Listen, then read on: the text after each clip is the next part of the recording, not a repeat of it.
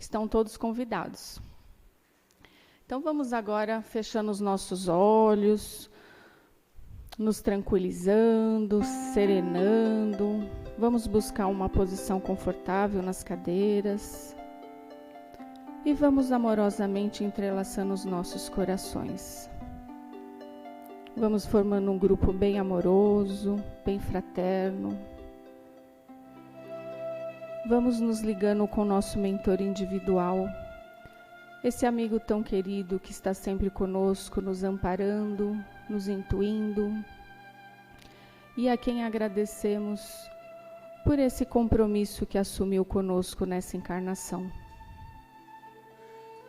Vamos sentindo a presença da espiritualidade amiga que já se faz presente e com tanto carinho prepara esse ambiente, higienizando energeticamente, deixando o ambiente bem tranquilo, bem harmônico. Vamos nos ligando a Joana de Ângeles e a irmã Rosário, mentoras dessa casa, e as suas freirinhas lá no campanário, que sempre nos recebem com tanto amor e carinho quando aqui chegamos. Nos ligamos às equipes de segurança e proteção, que preparam esse ambiente muito antes de aqui chegarmos.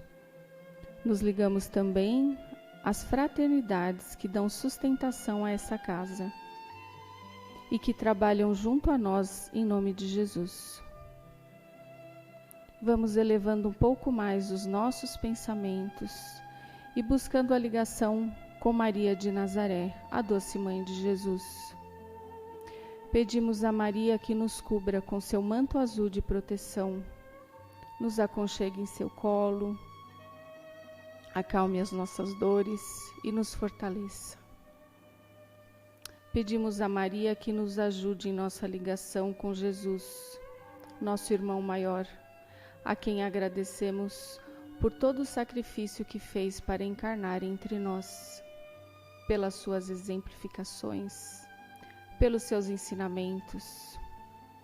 Mestre Jesus, pedimos que se faça presente aqui entre nós e nos ajude em nossa ligação com Deus, nosso Pai e Criador, a quem agradecemos por tudo que somos e por tudo que temos. Pai querido, louvamos a Ti com a oração que Jesus nos ensinou. Pai nosso, que estais nos céus, santificado seja o vosso nome. Venha a nós o vosso reino, seja feita a vossa vontade, assim na terra como no céu. O pão nosso de cada dia nos dai hoje. Perdoai as nossas ofensas, assim como nós perdoamos a quem nos tem ofendido. E não nos deixeis cair em tentações, mas livrai-nos do mal. Que assim seja, graças a Deus. Vamos agora receber o nosso irmão Hilário, que vai nos trazer os ensinamentos dessa noite.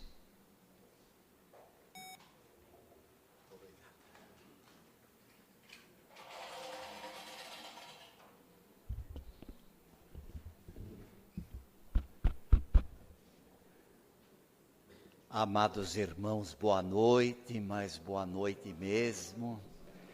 Que Jesus mais uma vez nos abençoe e nos presenteie com uma noite altamente proveitosa, permitindo a cada coração aqui presente o máximo aproveitamento de toda esta fluidificação amorosa que aqui foi colocada pelas equipes socorristas desta casa, que se esforçam gentilmente em tomar todas as providências fraternas, a fim de que os nossos trabalhos transcorram em paz, em tranquilidade amorosa, possibilitando a cada um de nós o devido refazimento.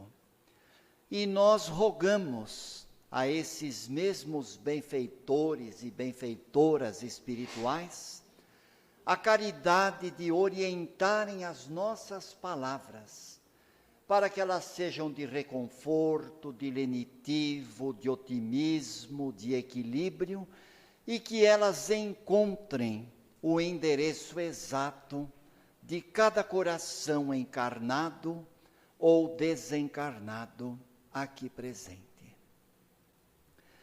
Meus irmãos, corria o ano de 1600 e a cidade de Roma estava abarrotada de gente.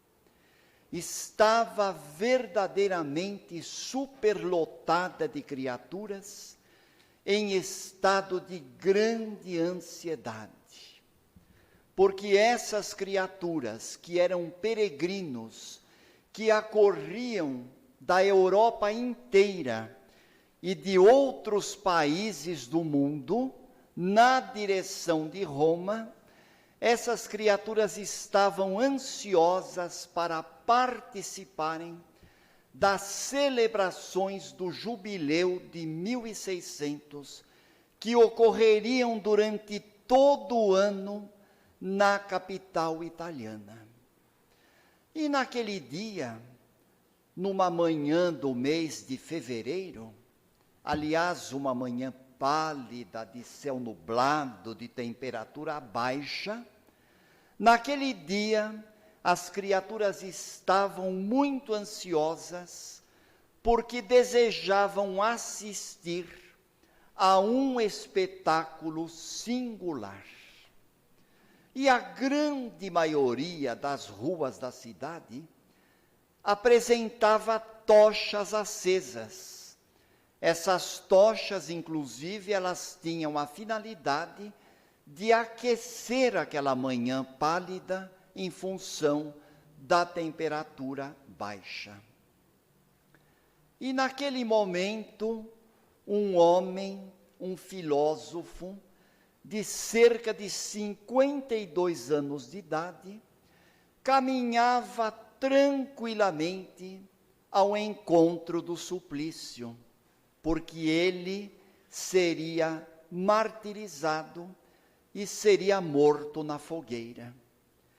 Este homem descalço e acorrentado caminhava por entre as ruas de pedras finas, vencendo uma distância de aproximadamente 800 metros, que era a distância que havia entre a Torre Nona, o lugar onde ele estava aprisionado, encarcerado, até o Campo das Flores. O Campo das Flores era uma grande praça, uma praça larga, onde este homem seria executado. E ele, descalço, acorrentado até o pescoço, envergava um lençol branco, estampado com algumas chamas vermelhas, com figuras de cruzes e com representações demoníacas no lençol que usava. E ao lado dele havia vários padres, vários monges, que tentavam fazer com que ele se arrependesse, com que ele mudasse de ideia. E vez por outra, esses padres aproximavam um crucifixo dos seus lábios, pedindo para que ele beijasse o crucifixo, porque se ele beijasse o crucifixo, ele seria salvo. Ele teria uma oportunidade para renegar as suas ideias. Mas ele, muito calmo, muito tranquilo, se recusava a fazer o que os sacerdotes pediam. Até que num determinado ponto, ele foi desnudo, atado a um poste de ferro e envolvido até o queixo com lenhas e palhas. E então o fogo foi ateado sobre ele. E à medida que o fogo se intensificava, à medida que a sua pele estalava sob o crepitar da chama, Giordano Bruno, sentindo o sangue ferver nas veias, sentia uma tranquilidade cada vez maior. Enquanto seus pulmões se enchiam de fumaça e a chama chamuscava o seu cabelo e a sua barba, Giordano Bruno estava tremendamente tranquilo, porque sabia que estava caminhando no rumo da verdade que liberta. E dentro da sua alma confiante em Deus, na acústica do seu espírito imperecível, ecoavam as palavras de Jesus, catalogadas pelo evangelista João no capítulo 8, versículo 32, das anotações do evangelista amado. Conhecereis a verdade, e a verdade vos libertará. Sim, Giordano Bruno tinha a certeza da verdade com Jesus, porque naquele momento ele sabia que as chamas consumiriam o seu corpo, mas o arremessariam em alma imperecível na direção de outros sóis, de outros mundos, de outras moradas na casa do Pai, onde ele poderia continuar o seu processo evolutivo sem dor na consciência, sem medo, sem vacilação, mas com profunda coragem.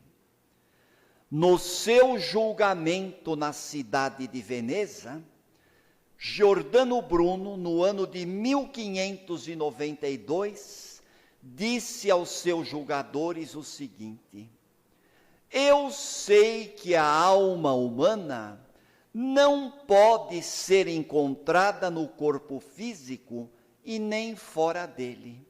Entretanto, a alma, mesmo não sendo o corpo, ela poderá, após a morte do corpo, ocupar novos corpos em novas vidas e poderá perfeitamente migrar de um corpo para o outro ao longo das suas existências, porque é assim que se caminha no rumo da sabedoria. Foi isso que Jesus ensinou. Portanto, eu tenho certeza da transmigração da alma entre os diferentes corpos. Por abraçar a ideia da reencarnação, Giordano Bruno foi condenado a ser queimado, a morrer na fogueira. E enquanto a temperatura cada vez maior calcinava o seu corpo físico, transformando-o em cinzas, a sua alma partia para a espiritualidade, liberta, confiante e feliz, unida ao Cristo amado, para espanto de todas aquelas criaturas assustadas que não entendiam a tranquilidade daquela alma perpassada no olhar calmo, no olhar sereno, no olhar sábio, de uma criatura que se despedia da vida física para abraçar a perenidade da vida, na vida além da vida física. Por quê, meus irmãos? Porque a sabedoria não nasce pronta.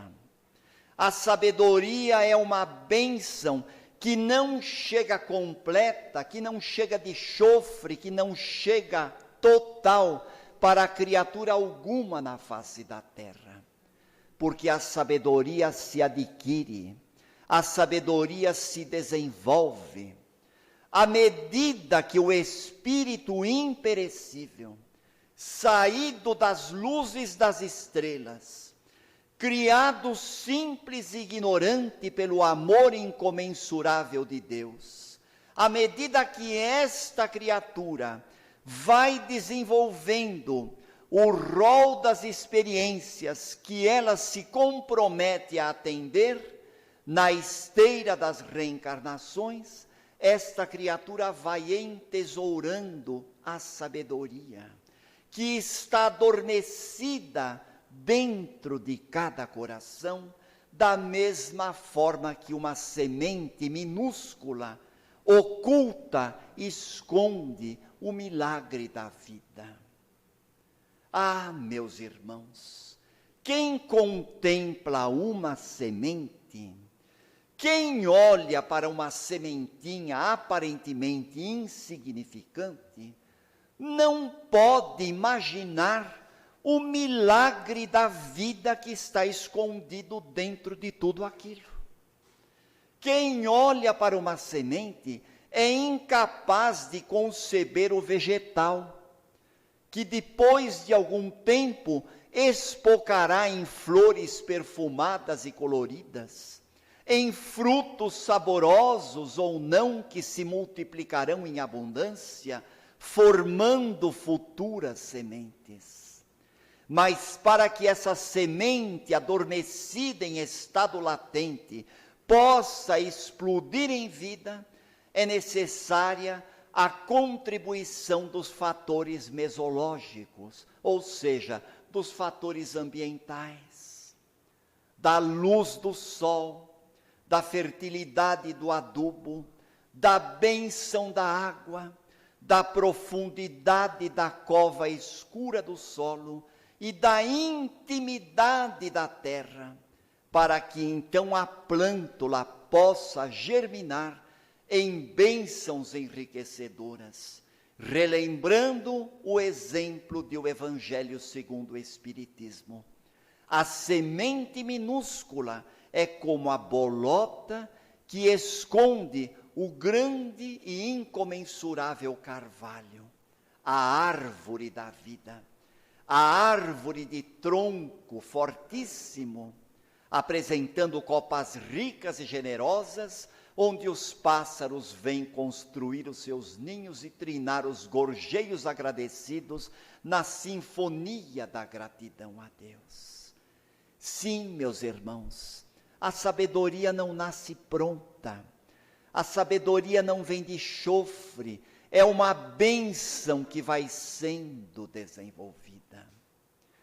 O ser humano, meus irmãos, quando está na juventude, no ápice das suas energias douradas, naquela época de plenitude física, de vigor, geralmente a criatura neste período de sua existência física é dominada pela arrogância, transformando-se num ser exigente, intolerante, frio e calculista.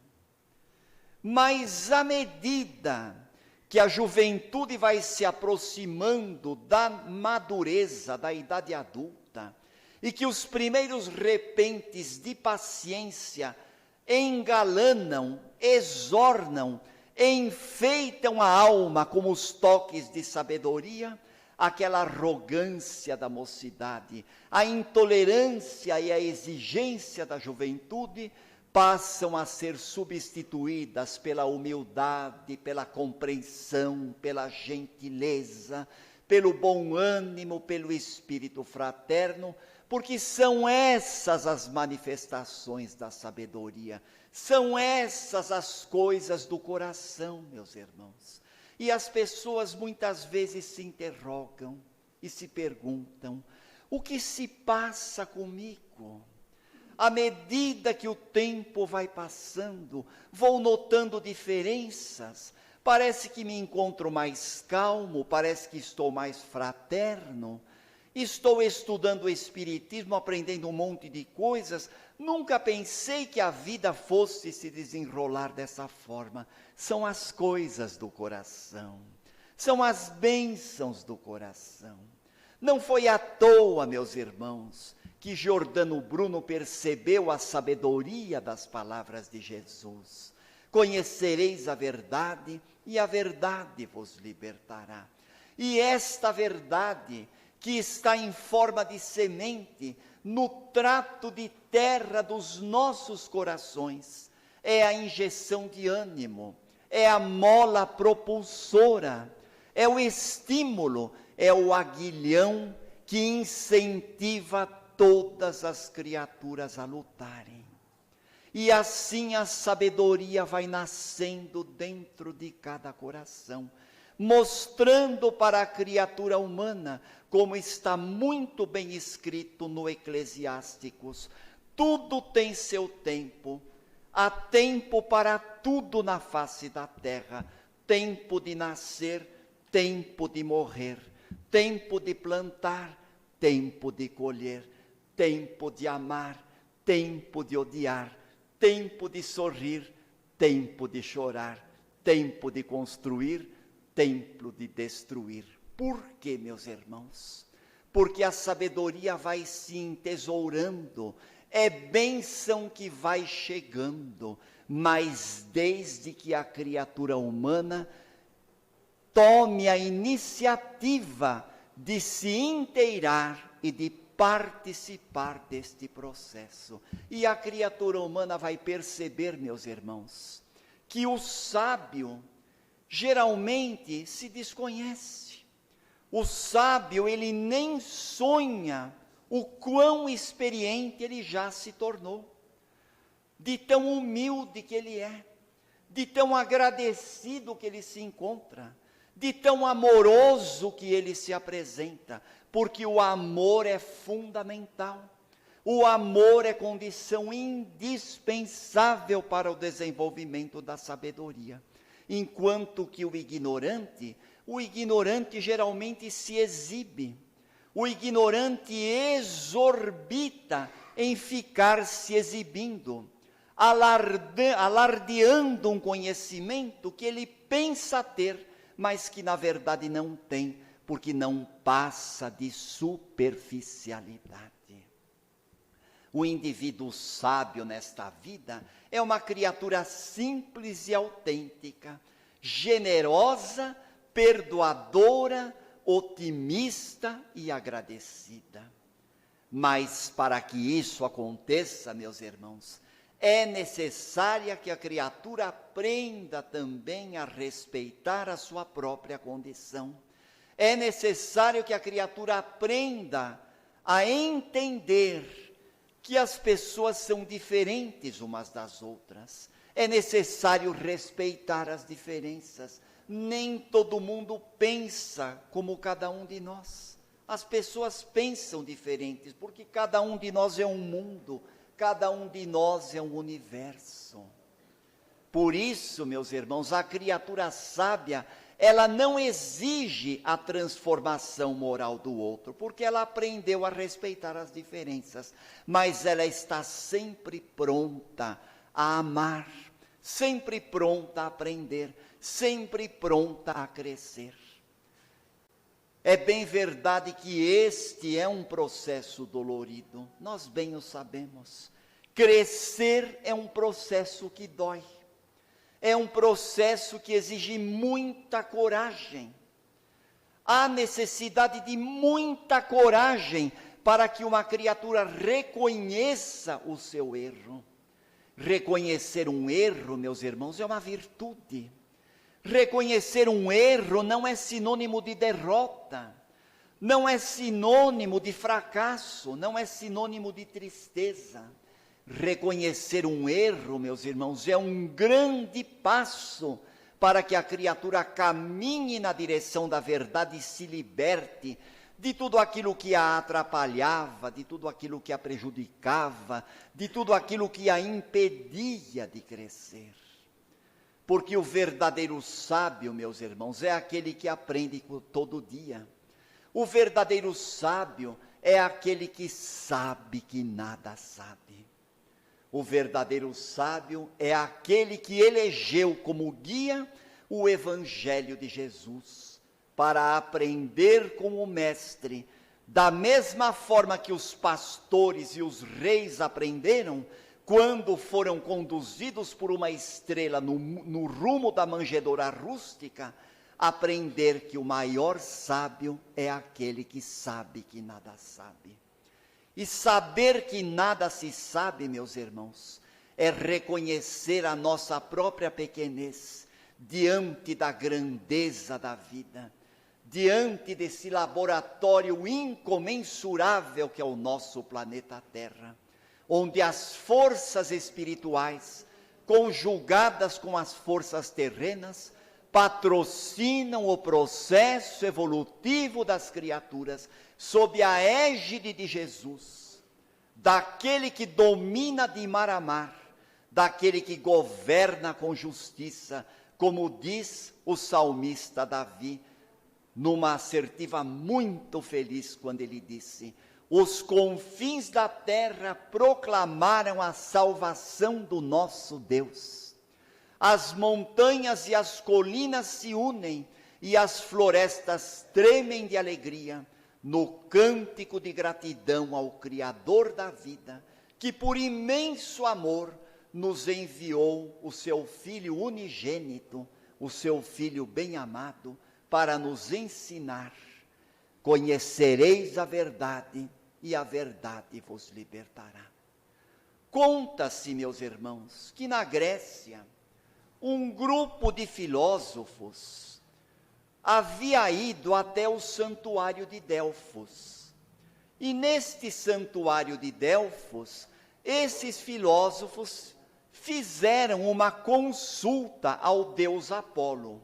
Isso, claro, é uma lenda, meus irmãos, mas é uma lenda com finalidade de aprendizado muito grande.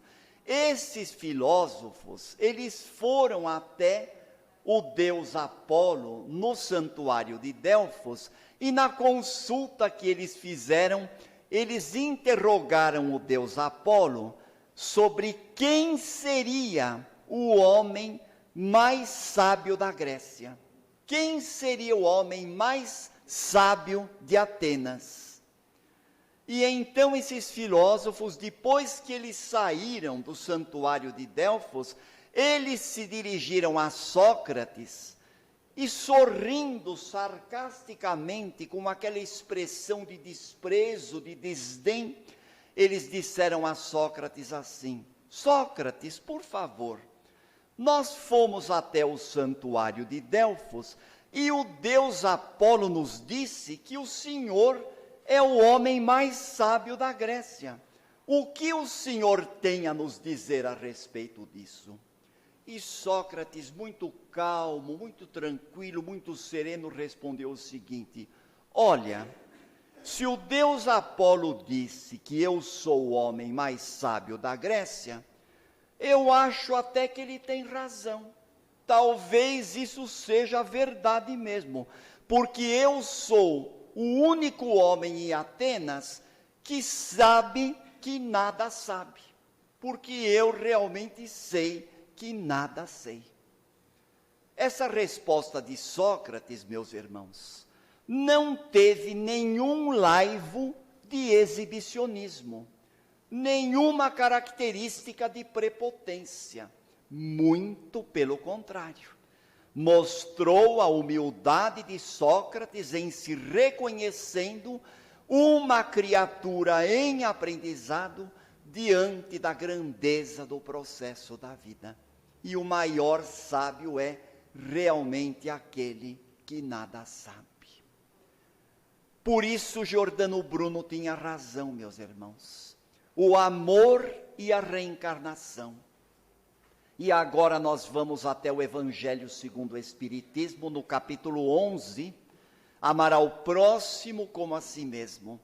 Uma mensagem de Lázaro, onde ele diz: o amor é a primeira palavra do alfabeto divino.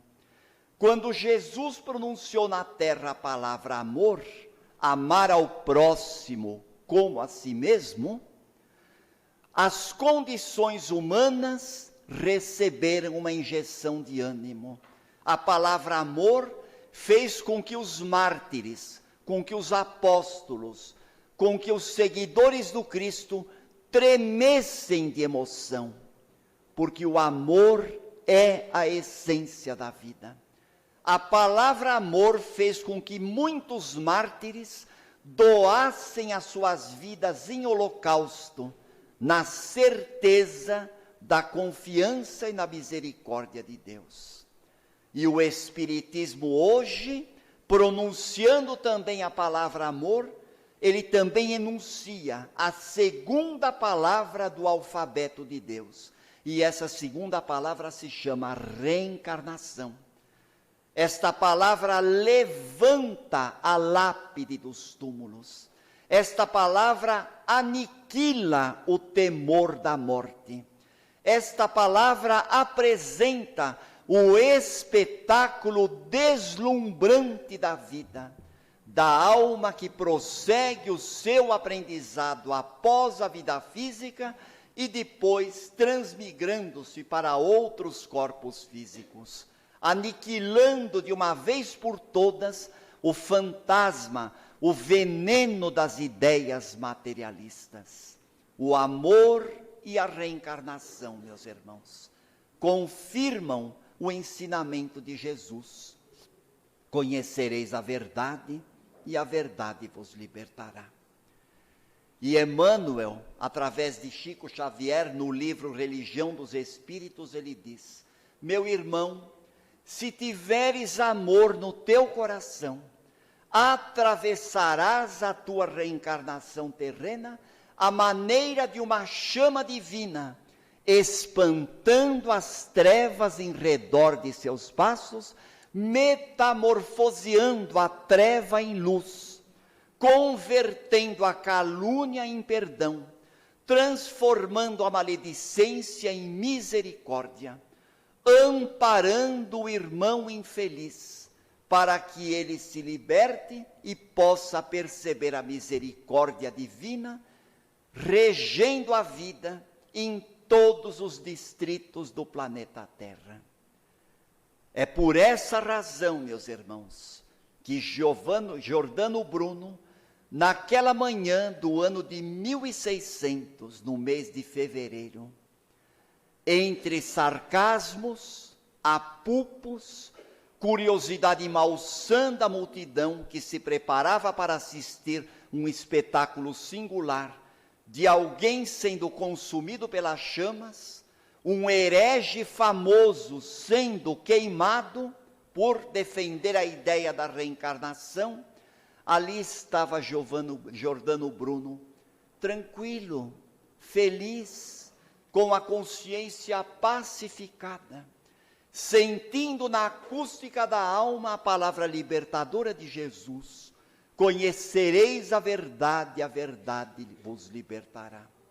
As chamas extinguiram o seu corpo, mas projetaram a sua alma para o grande voo da libertação, na direção de outros mundos, de outras galáxias, de outras estrelas, para onde ele viajaria para sentir o sabor da vida e a beleza deste processo extraordinário da criação de Deus, que projetou o ser humano como uma flecha no mundo, endereçada no rumo da felicidade, no rumo da vitória, no rumo do bom ânimo, no rumo da alegria. E o Espiritismo, meus irmãos, como religião de amor, confirma a destinação humana para a vitória de ser feliz, para a vitória de ser autêntico, para a vitória de ser espontâneo. À medida que a criatura conquista a sabedoria no processo evolutivo, ela se liberta das peias do egoísmo e se transforma num ser humano natural, espontâneo, leve, feliz e agradecido. É esta a finalidade da vida no início deste ano, que nos acena com muitas alegrias e com muitas esperanças. Muito obrigado por tudo, meus irmãos, um grande abraço, que Jesus tome conta de todos nós e que possamos nos libertar, ainda que debaixo da fogueira, de tudo que nos atrapalha, de tudo que nos enfeia, de tudo que nos impede de sorrir, de amar e de crescer. A sabedoria sorri, enquanto o orgulho simplesmente fecha a cara. A sabedoria é autêntica, enquanto a ignorância tem grandes dificuldades para se expressar. porque está emperrada no orgulho e no egoísmo. Muita paz.